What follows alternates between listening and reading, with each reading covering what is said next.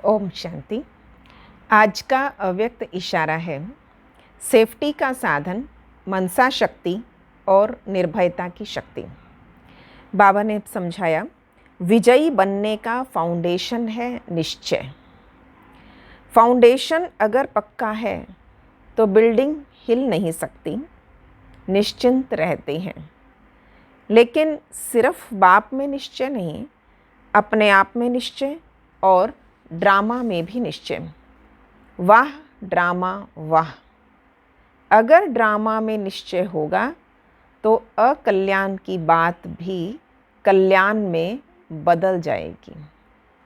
और आज के मधुर महावाक्य, जैसे बाबा ने कल हमें ज्ञान, योग, धारणा, सेवा के बारे में समझाया और बहुत सुंदर धारणा थी दैवी गुणों की कि हमें बहुत आहिस्ते और बहुत रॉयल्टी से बोलना है। तो ये बात की धारणा हर ब्राह्मण में अगर पक्की हो, जैसे पवित्रता पक्की की है, इसी प्रकार क्रोध मुक्त होना है, ये भी इतना ही पक्का हो। जैसे काम विकार पर जीत पाना, ऐसे ही क्रोध विकार पर जीत पाना। तो बाबा ने हमें कल बोलने का सलीका, तो बाबा ने कल सेवा के विषय में भी बताया कि शांति धाम से आई आत्मा और शांति करता कौन है, जो शांति स्थापन करता है, और उसने हमें भी शांति स्थापन करने के निमित्त बना दिया है। इसलिए हमारी धारणाएं स्ट्रांग होनी चाहिए कि हमारा बोलना, हमारी जुबान में मिठास जरूर होनी चाहिए। अन्यथा लोग देखते हैं ये ओम शांति वाले या शांति शांति कहने वाले, और इनमें तो खुद शांति नहीं है। तो इसलिए हमारी धारणाओं का असर हमेशा पड़ता है। इसलिए हमारी धारणा हो कि हम शांति स्थापन करने के निमित्त आत्माएं हैं। तो इस प्रकार से बाबा ने कहा, ब्यूटीफुल कार्ड पर ये छपवा दो, अखबारों में डलवा दो, है ना। हर एक को ये समझाओ कि शांति स्थापन करने वाला कौन है। शांति शांति तो मांगते हैं। इस प्रकार बाबा ने कल हमें सेवाओं के बारे में, धारणाओं के बारे में और योग का इशारा दिया कि अलबेलापन नहीं होना चाहिए। सुबह उठ गए तो उठ के सुस्ती ना आए, सोए ना रहो, है ना। उसके बाद अब अलबेलापन में अपना समय गंवाना नहीं है, ख़त्म नहीं करना। तो इस प्रकार बाबा के विशेष इशारे कल थे और आज बाबा ने फिर से आत्मा का पाठ पक्का कराया है। मीठे बच्चे, इस शरीर की वैल्यू तब है जब इसमें आत्मा प्रवेश करे, लेकिन सजावट शरीर की होती है, आत्मा की नहीं। जैसे आत्मा सूक्ष्म है तो आत्मा की सजावट भी सूक्ष्म है।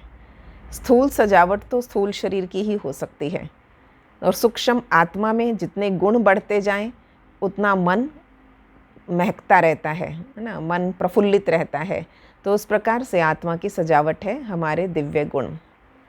प्रश्न है, तुम बच्चों का फ़र्ज़ क्या है और तुम्हें कौन सी सेवा करनी है? तुम्हारा फ़र्ज़ है अपने हमजिन्स को नर से नारायण, नारी से लक्ष्मी बनने की युक्ति बताना। तुम्हें अब भारत की सच्ची रूहानी सेवा करनी है। तुम्हें ज्ञान का तीसरा नेत्र मिला है, तो तुम्हारी बुद्धि और चलन बड़ी रिफाइन होनी चाहिए। किसी में मोह जरा भी ना हो। तो हमारा फ़र्ज़ है नर से नारायण, नारी से लक्ष्मी बनने की युक्ति बताना, रूहानी सेवा करना, तीसरा नेत्र खोलना। गीत है और इन सब के लिए बाबा ने कहा चलन, अपनी चलन बहुत रिफाइन होनी चाहिए। नैनहीन को राह दिखाओ प्रभु, पग पग ठोकर खाऊं। ओम शांति, डबल ओम शांति। तुम बच्चों को रिस्पॉन्ड करना चाहिए। ओम शांति। हमारा स्वधर्म है शांति। तुम अभी शांति के लिए थोड़े ही कहीं जाएंगे। मनुष्य मन की शांति के लिए साधु संतों के पास जाते हैं। अब मन बुद्धि तो आत्मा के ऑर्गन्स हैं। जैसे ये शरीर के ऑर्गन्स, वैसे ही मन, बुद्धि और चक्षु हैं। अब चक्षु जैसे ये नयन, वैसे वो नहीं। कहते हे प्रभु, नैनहीन को राह बताओ। अब प्रभु या ईश्वर कहने से वो बाप का लव नहीं रहता। बाबा कहने में जो रस है, जो प्यार है, वो प्रभु, ईश्वर, परमात्मा, खुदा भगवान कहने से शायद उतना प्यार नहीं था। बाप से तो बच्चों को वर्षा मिलता है। यहाँ तो तुम बाप के सामने बैठे हो, पढ़ते भी हो। तुमको कौन पढ़ाते हैं? तुम ऐसे नहीं कहेंगे कि परमात्मा या प्रभु पढ़ाते हैं, तुम कहेंगे शिव बाबा पढ़ाते हैं। बाबा अक्षर तो बिल्कुल सिंपल है भी बाप दादा। आत्मा को आत्मा ही कहा जाता है, वैसे वो परम आत्मा है। वो कहते हैं मैं परम आत्मा यानी परमात्मा तुम्हारा बाप हूँ। फिर मुझ परम आत्मा का ड्रामा अनुसार नाम रखा शिव। ड्रामा में सबका नाम भी चाहिए ना। शिव का मंदिर भी है। भक्ति मार्ग वालों ने तो एक के बदले अनेक नाम रख दिए और फिर ढेर के ढेर मंदिर बनाते रहते हैं। चीज़ एक ही है, एक शिवलिंग है सारों में, परंतु नाम भिन्न भिन्न रख दिए।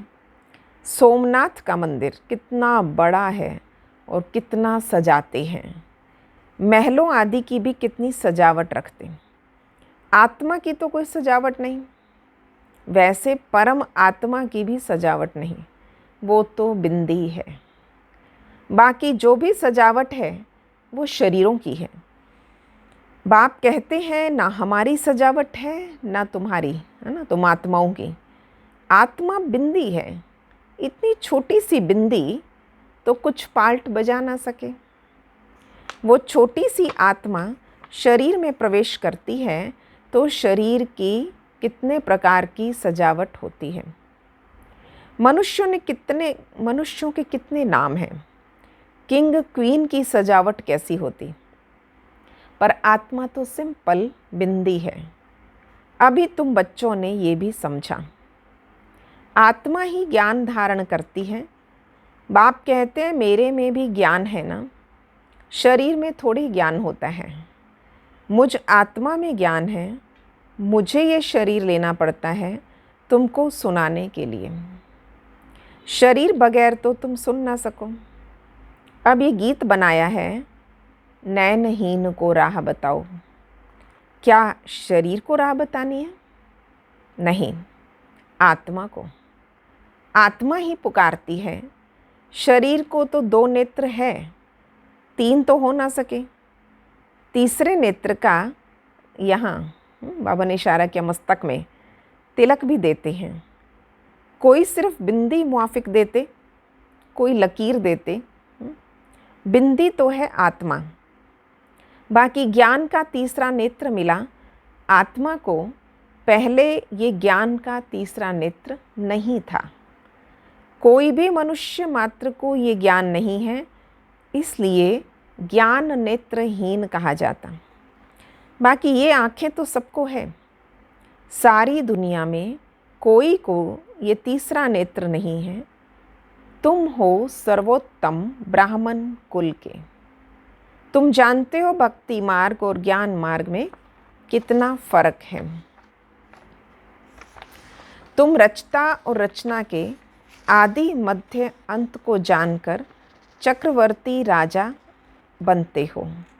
जैसे ICS वाले भी बहुत ऊंचा पद पाते हैं, परंतु यहाँ कोई पढ़ाई से MP आदि नहीं बनते। यहाँ तो चुनाव होते हैं, वोट्स पर MP आदि बनते हैं।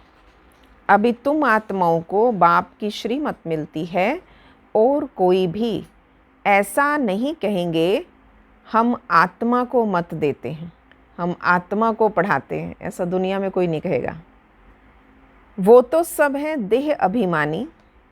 बाप ही आकर देही अभिमानी बनना सिखाते हैं। सब हैं देह अभिमानी। मनुष्य शरीर का कितना भबका रखते। यहाँ तो बाप आत्माओं को कहते हैं शरीर तो विनाशी है, वर्थ नॉट ए पेनी। जानवरों की भी फिर भी खाल आदि बिकती है, उनके सींग, उनके खुर, दांत, मतलब जानवरों की हर चीज़ वैल्यूएबल बन जाती है। उनके द्वारा बहुत बहुत आइटम तैयार करते हैं। मनुष्य का शरीर तो कोई काम का नहीं। अब बाप आकर वर्थ पाउंड बनाते हैं। तुम बच्चे जानते हो अभी हम सो देवता बन रहे हैं, तो ये नशा चढ़ा रहना चाहिए, परंतु ये नशा भी नंबरवार पुरुषार्थ अनुसार ही रहता है। हर एक का जैसा जैसा पुरुषार्थ उस अनुसार नशा चढ़ता है। धन का भी नशा होता है, जितना जितना धन अधिक होता जाता है नशा चढ़ता जाता है। अब तुम बच्चे बहुत धनवान बनते हो, तुम्हारी बहुत कमाई हो रही है, तुम्हारी महिमा भी अनेक प्रकार की है। तुम फूलों का बगीचा बनाते हो, सत्यों को कहते हैं गार्डन ऑफ अल्लाह। तो गार्डन ऑफ फ्लावर्स, इसका सैपलिंग कब लगता है ये भी किसी को पता नहीं है। तुमको तो बाप समझाते हैं, बुलाते भी हैं, हे बागवान आओ। उसको माली नहीं कहेंगे, वो है बागवान, हम हैं माली, है ना। माली तुम बच्चे हो जो सेंटर संभालते हो। माली अनेक प्रकार के होते हैं, बागवान एक ही है। फिर बाबा एग्जाम्पल देते हैं, कई बार मुगल गार्डन के माली को पगार भी इतना ही बड़ा मिलता होगा, इतना सुंदर है वो मुगल गार्डन। बाबा कश्मीर जाते रहते थे ना, इसलिए बाबा को दिल्ली में, कश्मीर में बहुत सुंदर सुंदर गार्डन्स होते थे। तो बाबा कहते तो उनका जो मेंटेनेंस करते हैं तो कितने माली रखे हुए हैं और उन मालियों की पगार कितनी होगी, जो इतने सुंदर फूल, इतनी सुंदर क्यारियाँ सजाते हैं। बगीचा ऐसा सुंदर बनाते जो सब देखने आते, और मुग़ल लोग तो बहुत शौकीन होते थे। उनकी स्त्री मरी तो ताजमहल बनाया, शौकीन होते थे, है ना, बिल्डिंग्स के, इनके सारे कितनी तरह के नए नए वो इमारतें खड़ी कर दी। उनका नाम चला आता है, कितने अच्छे अच्छे यादगार बनाए हैं। तो बाप समझाते मनुष्य की कितनी महिमा होती। मनुष्य तो मनुष्य ही है, पर लड़ाई में ढेर के ढेर मनुष्य मरते, फिर क्या करते हैं, घासलेट पेट्रोल डाल के खलास कर देते। अभी तो एक एक दो दो 10-20 शहीद हो गए, तो बहुत बाकायदा उनको बहुत इज्जत सम्मान से किया। तो पर बाबा कहते जब ढेर के ढेर चले जाएंगे और किसी के पास समय नहीं होगा उनको उठाने करने का और सब का, तो बाबा ने कहा लास्ट में क्या होगी स्थिति। कोई को ऐसे ही पड़े रहते हैं, दफन थोड़ी करते हैं, कुछ भी मान नहीं है। तो अब तुम बच्चों को कितना नारायणी नशा चढ़ना चाहिए। ये है विश्व के मालिक पने का नशा। सत्य नारायण की कथा है तो जरूर नारायण ही बनेंगे। आत्मा को ज्ञान का तीसरा नेत्र मिलता है, देने वाला बाप है। तो तीजरी की कथा भी है, इन सब का अर्थ बाप ही समझाते हैं। कथा सुनाने वाले कुछ नहीं जानते, अमर कथा भी सुनाते हैं। अब अमरनाथ तो कहाँ दूर दूर, अमरनाथ पर कहाँ दूर दूर जाते हैं लोग, पर बाप तो यहाँ आकर सुनाते हैं। और वो अमरनाथ बाबा हमें आकर सुना रहा है, पहले हमें अमरनाथ जाना पड़ता था। ऊपर तो सुनाते नहीं हैं, वहाँ थोड़ी पार्वती को बैठ अमर कथा सुनाई है। ये कथाएं आदि जो बनाई ये भी ड्रामा में नूंद है, फिर भी होगा। तो बाप बैठ तुम बच्चों को दो चीज़ें क्लियर करते हैं, भक्ति और ज्ञान का कंट्रास्ट, क्या फ़र्क है, साफ क्लियर होता है। अब भी तुमको ज्ञान का तीसरा नेत्र मिला।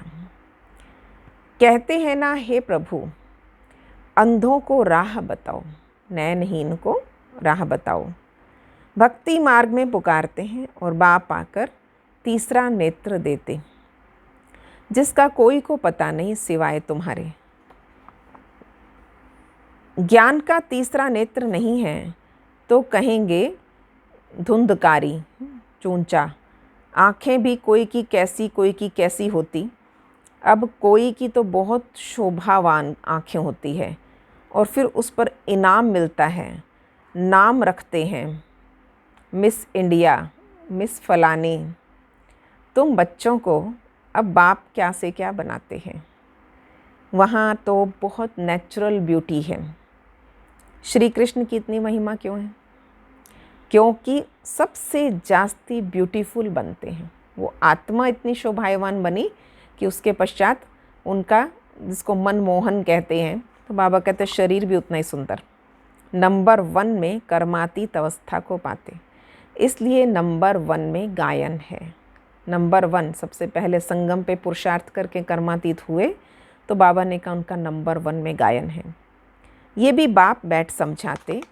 बाप बार बार कहते हैं, बच्चे मन मना भव, हे आत्माएं अपने बाप को याद करो। बच्चों में भी नंबरवार हैं।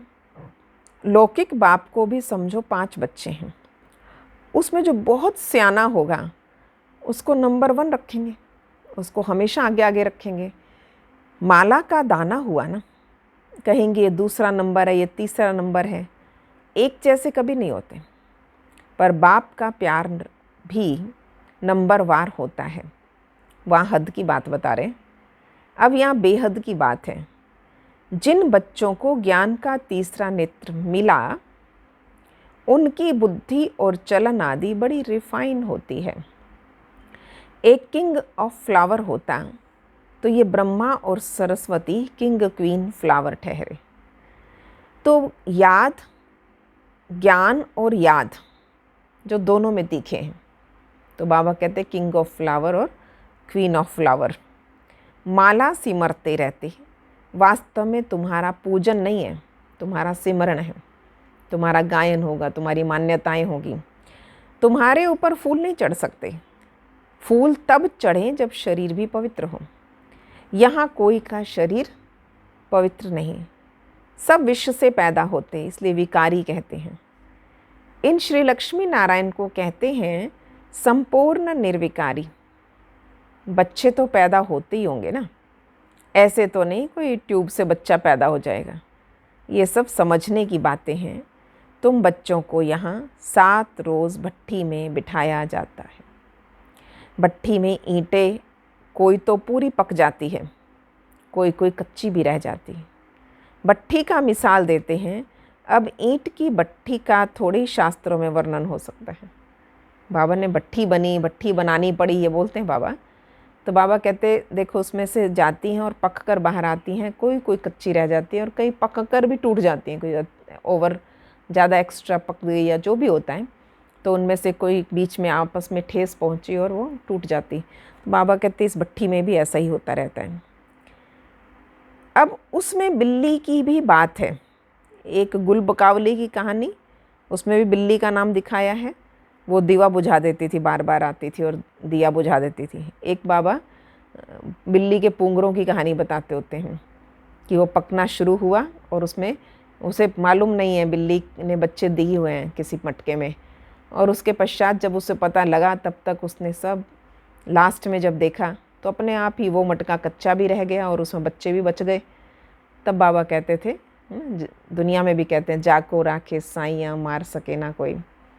तो इस प्रकार से भगवान अपने आप कितनी भी परिस्थितियों में हमारा मददगार होगा।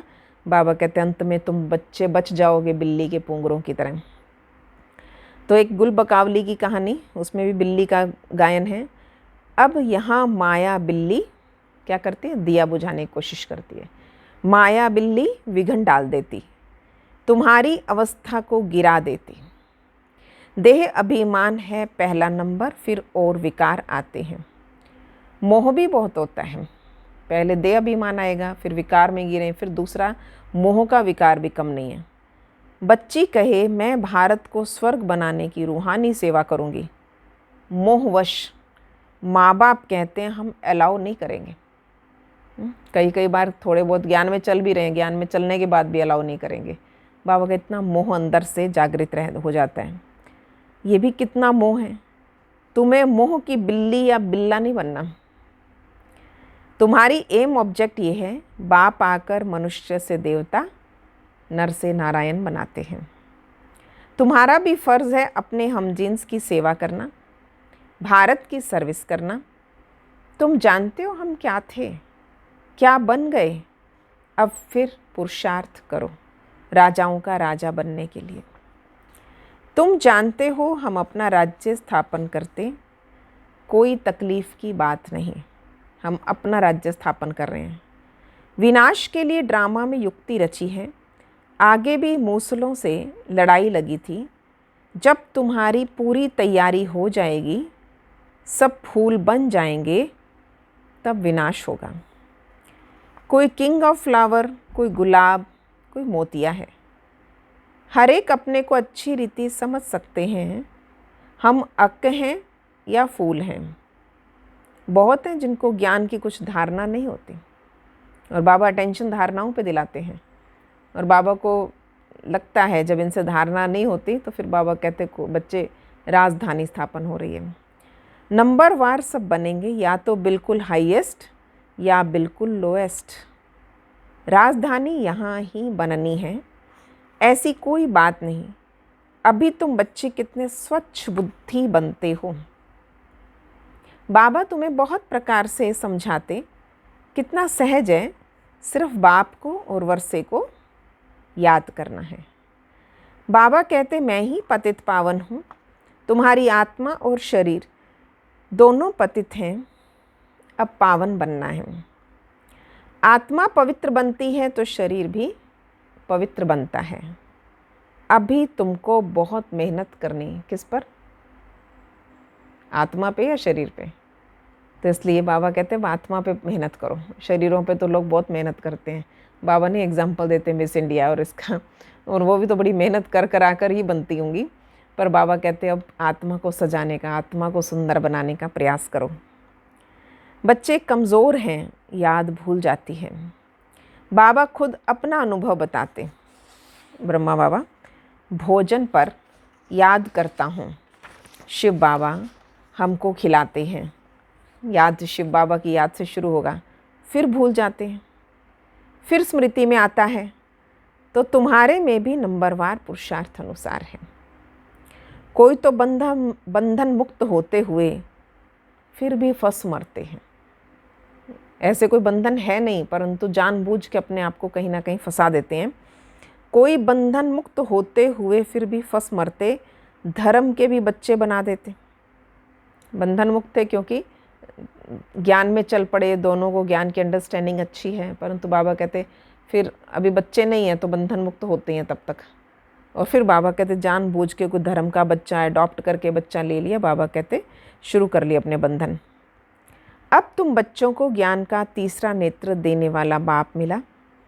इसको फिर नाम दिया तीजरी की कथा, अर्थात तीसरा नेत्र मिलने की कथा। अब तुम नास्तिक से आस्तिक बनते हो। बच्चे जानते हैं बाप बिंदी है, ज्ञान का सागर है। वो तो कह देते हैं नाम रूप से न्यारा है। अरे ज्ञान का सागर है तो जरूर ज्ञान सुनाने वाला होगा ना। इनका रूप भी लिंग दिखाया, फिर उसको नाम रूप से न्यारा कैसे कहते हो? रूप दिखाया तो है ना कोई ऐसा शिवलिंग जैसा दिखाते तो भी, तो नाम रूप से न्यारा कैसे कह सकते? सैकड़ों तो नाम रखती है। इतने नाम रखने के बावजूद कहते हैं भगवान क्या है? नाम रूप से न्यारा। बच्चों को बुद्धि में ये सारा ज्ञान अच्छी रीति रहना चाहिए। कहते हैं परमात्मा ज्ञान का सागर है। कितना ज्ञान है उसके अंदर? सागर है वो ज्ञान का। सारा जंगल कलम बनाओ तो भी अंत नहीं हो सकती, इतना ज्ञान है। अच्छा, मीठे मीठे सिकिलधे बच्चों प्रति माता पिता बाप दादा का याद प्यार और गुड मॉर्निंग। रूहानी बाप की रूहानी बच्चों को नमस्ते। हम रूहानी बच्चों की रूहानी बाप दादा को नमस्ते जी, नमस्ते जी। गुड मॉर्निंग बाबा, शुक्रिया बाबा, वाह बाबा। क्या धारणा की बात बाबा ने बताई? बाबा क्या से क्या बना रहे हैं? बाबा हमें अभी वर्थ पाउंड, अभी हम बाप द्वारा वर्थ पाउंड बने हैं, यानी हम सो देवता बनने वाले हैं। इसी नारायणी नशे में रहना है, बंधन मुक्त बन सेवा करनी है। बंधनों में फंसना नहीं है और कुछ नहीं। तो कोई ना कोई घर में बिल्ली कुत्ता कुछ तोता मैना ही पाल लेंगे तो बंधन होगा कि नहीं होगा? उनको सुबह शाम दिन रात अमृत वेले से उनका ही अटेंशन होगा। अब आप सोचिए उनके लिए तो कितना समय, एनर्जी है ना, थॉट, मनी सब कुछ लगाना पड़ता है। आज ये बीमार हो गए हैं, आज ये ठीक नहीं लग रहे हैं, तो उस जीव जंतु के पीछे भी तो बाबा कहते बंधन मुक्त हो, सेवा करो, है ना, सेवा में समय गुजारो। टाइम पास करना है तो सेवा में टाइम पास करो ना।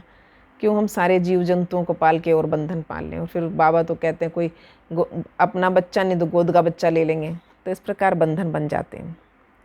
दूसरा है ज्ञान योग में तीखे बन, मात पिता समान, किंग ऑफ फ्लावर बनना है और अपने हम जिन्स की सेवा भी करनी है। आज बाबा ने विश्व सेवाधारी चक्रवर्ती राजा का बाबा ने वरदान दिया है, तो महसूस करें बाबा मुझे चक्रवर्ती बना रहे हैं।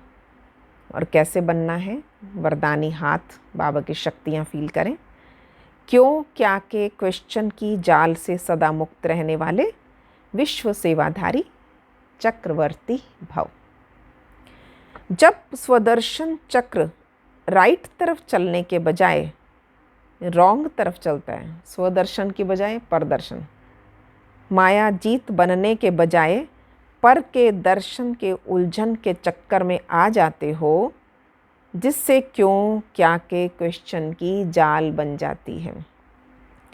जो स्वयं ही रचते हैं और स्वयं ही फंस जाते हैं। इसलिए नॉलेजफुल बन स्वदर्शन चक्र फिराते रहो, क्यों क्या के क्वेश्चन की जाल से मुक्त हो। योग युक्त जीवन मुक्त चक्रवर्ती बन, बाप के साथ विश्व का कल्याण में सेवा में चक्कर लगाते रहो। विश्व सेवाधारी चक्रवर्ती राजा बन जाएंगे। स्लोगन है प्लेन बुद्धि बन, प्लान को प्रैक्टिकल में लाओ तो सफलता समाई हुई है।